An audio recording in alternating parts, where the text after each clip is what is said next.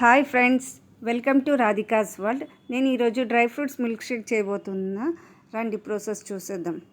ముందుగా బాదాం, క్యాషు, ఎండు ఖర్జూరం, నార్మల్ ఖర్జూరం, పంకిన్ సీడ్స్, సన్ఫ్లవర్ సీడ్స్ ఇవి తీసుకున్నా. నేను ఇవే తీసుకోవాలనేది ఏం లేదండి. మీ ఇంట్లో ఏ డ్రై ఫ్రూట్స్ ఉంటే అవి వేసుకునేది అంతే.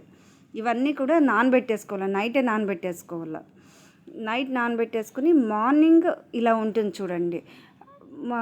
ఇవన్నీ కొద్ది పక్కన తీసేసుకొని ఈ ఎండు ఖర్జూరంలో సీడ్ తీసేసేయాలి. తర్వాత బాదాంలో ఉండే స్కిన్ కూడా రిమూవ్ చేయాలి.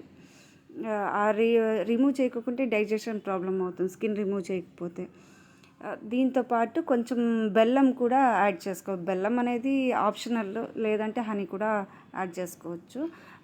నైట్ అయితే ఏవైతే సోక్ చేసి ఉంటాం కదా, ఆ వాటర్ కూడా యాడ్ చేసేసుకోవాలి. ఇవన్నీ కానీ కచ్చా పచ్చగా మిక్సీ చేసుకోవాలి.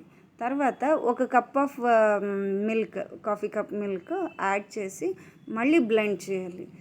మళ్ళీ బ్లెండ్ చేస్తే dry fruit milk shake ready.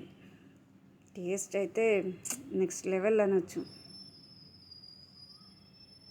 అంతే అండి. రోజు ఇది తాగితే హెల్త్కి, స్కిన్కి, హెయిర్స్కి అంతా చాలా మంచిది. పిల్లలకి ఖచ్చితంగా రోజు